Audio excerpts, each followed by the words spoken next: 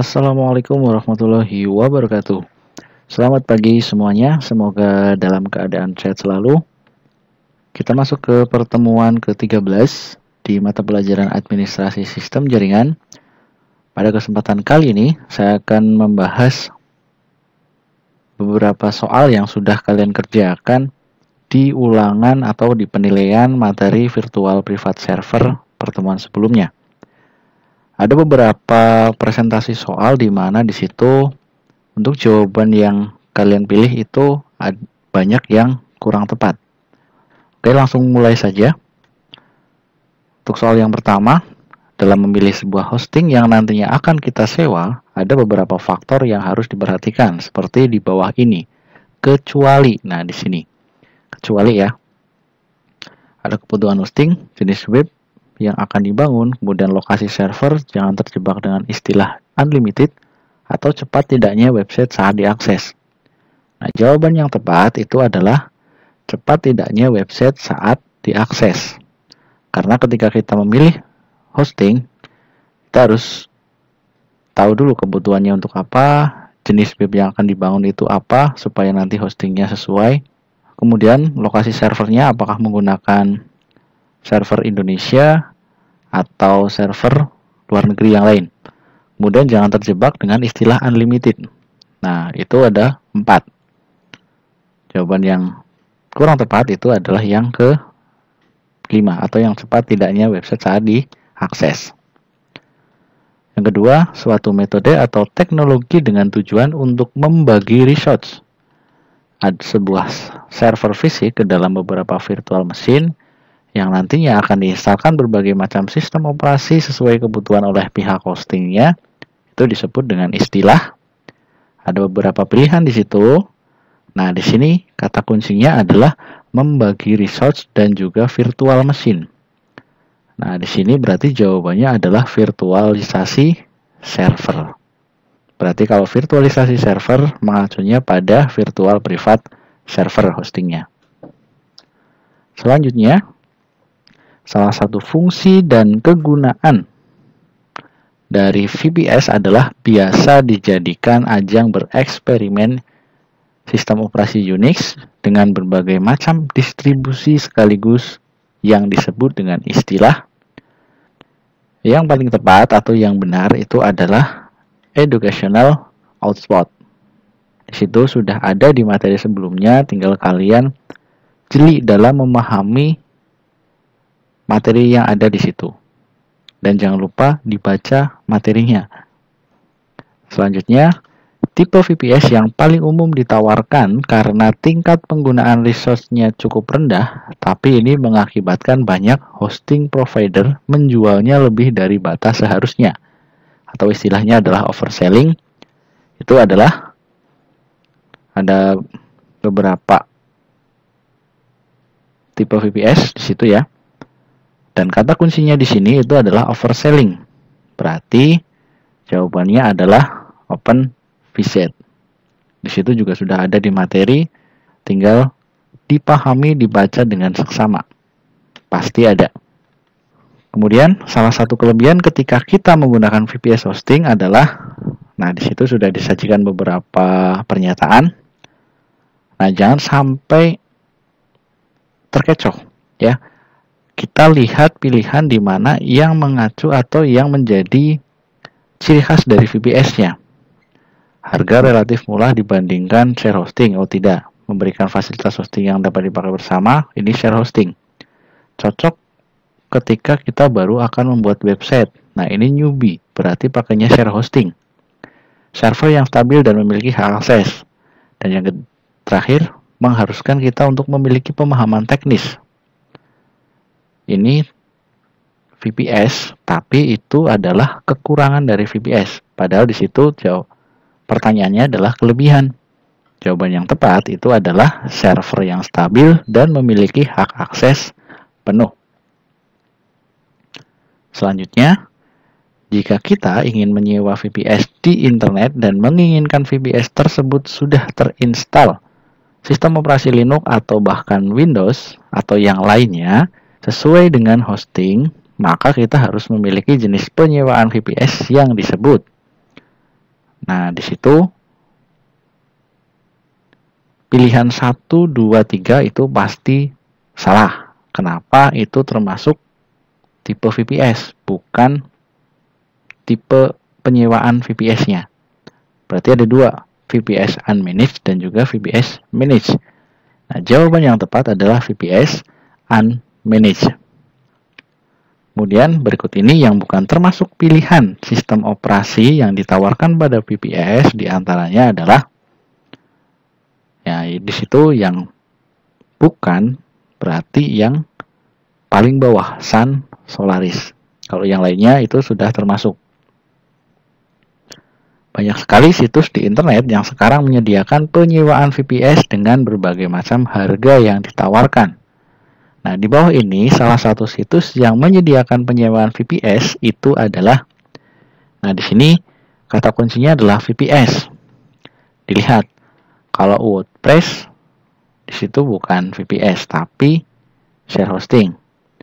Hostinger, kemudian Google Drive. Kalian tahu sendiri, di sini Google Drive kan tempat penyimpanan data secara clouding. Blogger juga sama dengan WordPress, Kemdikbud.go.id. Nah, di sini kan situs pemerintah, website biasa. Nah, berarti jawaban yang tepat adalah Hostinger. Paham ya? Kemudian, pada dasarnya, file PHP yang sudah diinstalkan pada sistem Linux itu masuk ke dalam direktori yang mana? Perlu diingat, PHP sama phpMyAdmin, file atau instalasinya itu masuk ke direktori yang berbeda. Kalau PHP berarti di situ masuknya ke var www.html. Kalau yang lain berarti salah. phpMyAdmin berarti kan masuknya ke user share. Kalau PHP berarti masuknya ke sini, var www.html. Kemudian, klien secara umum menyewa jasa hosting kepada penyedia hosting guna mendapatkan akun hosting yang berisi data berikut. Kecuali, nah kalau kita menyewa hosting, tidak mungkin ada yang namanya list visitor atau pengunjung website kita. Adanya ya sejumlah ruang harddisk, kemudian account, akses remote, kemudian akses FTP atau yang lainnya. Kalau pengunjung berarti kan di situ masuknya kalau websitenya sudah ada, bukan berada di dalam hosting.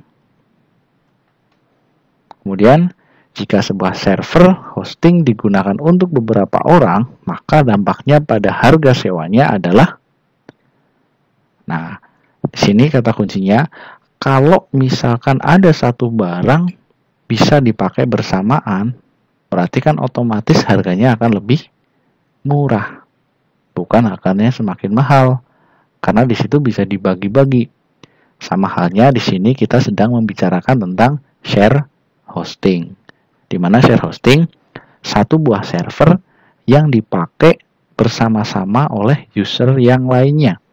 Otomatis di situ ada yang gratis dan juga ada yang berbayar tapi murah. Gitu ya. Selanjutnya, merupakan sebuah server hosting fisik yang dibagi-bagi kembali menjadi server virtual atau teknologi virtualisasi server dan digunakan sebagai server hosting yang tersendiri adalah pengertian dari di situ kata kuncinya adalah teknologi virtualisasi server. Berarti jawaban yang tepat itu adalah VPS server. Oke, untuk link pembahasan ataupun pembahasan secara keseluruhan dari penilaian VPS yang sudah kalian kerjakan di pertemuan sebelumnya, kalian bisa dapatkan di link yang ada di sini.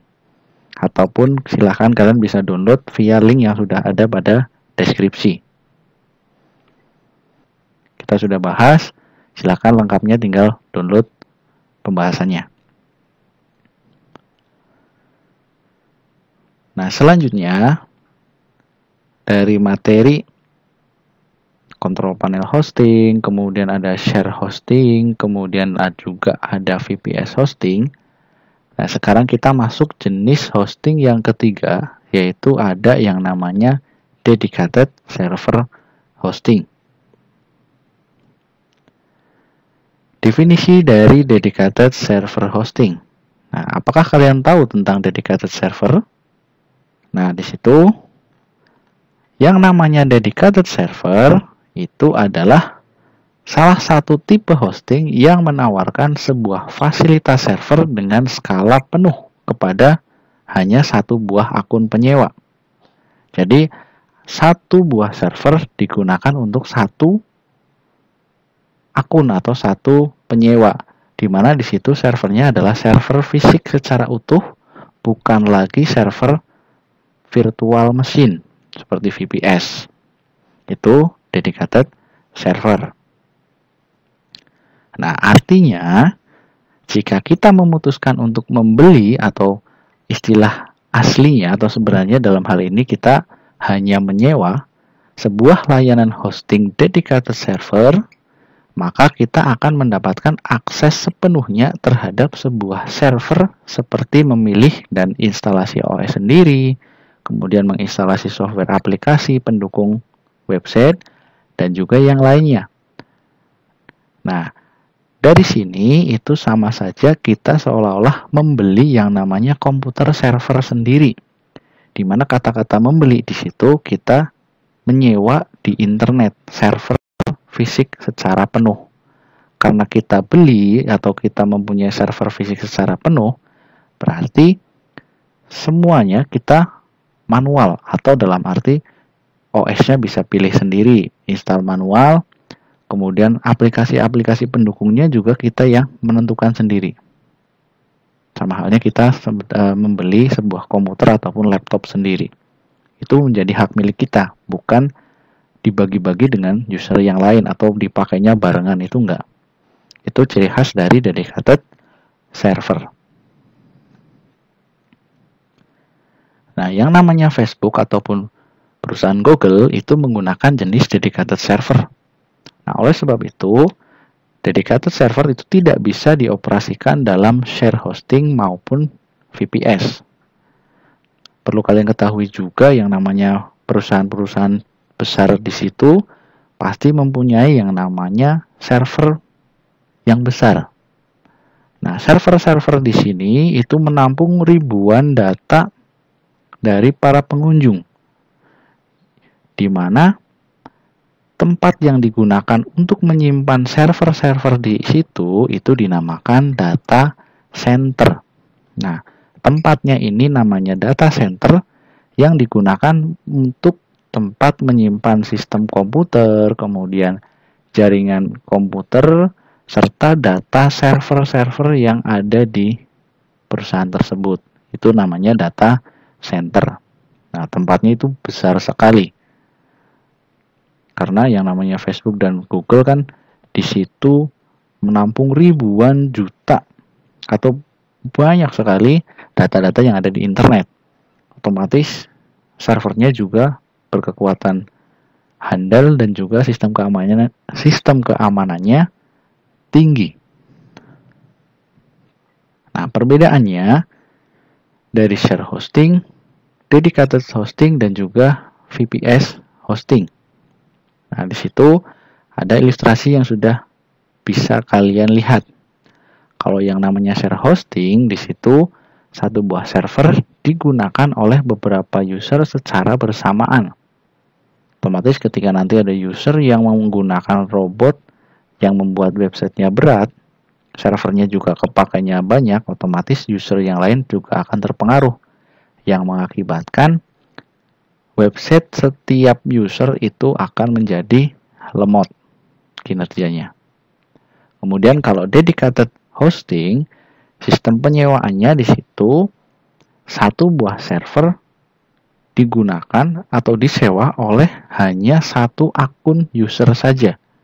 Misalnya saya membeli atau menyewa server dedicated hosting, maka server di situ menjadi hak saya untuk bisa dikelola, dan saya punya hak akses penuh untuk bisa menginstalasi sistem operasi, menginstalasi aplikasi, atau mengupload file ataupun database website di dalam server yang kita sewa. Sedangkan kalau VPS hosting itu adalah server dedicated hosting yang dibagi-bagi menjadi virtual mesin, di mana virtualnya di sini itu akan disewa oleh setiap user. Paham ya? Jadi usernya itu menyewa virtual mesin yang dibagi dari dedicated server itu. Jadi kita menyewanya virtual mesinnya, bukan server fisiknya. Kalau VPS hosting. Paham ya? Itu perbedaan dari ketiga tipe web hosting yang sudah kita bahas. Oke ya, ini penjelasan secara detailnya. Untuk dedicated server itu bagaimana, VPS itu bagaimana, dan juga share hosting. Oke, sampai di sini dulu untuk materi di pertemuan hari ini. Silahkan jangan lupa untuk mengisi presensi dan juga kuis yang sudah ada pada presensi di situ. Perlu diingat, jangan lupa untuk selalu rajin dalam belajar, jaga kesehatan selalu, berdoanya juga, ibadahnya juga semakin rajin. Sampai di sini dulu pertemuan kali ini. Saya akhiri. Assalamualaikum warahmatullahi wabarakatuh.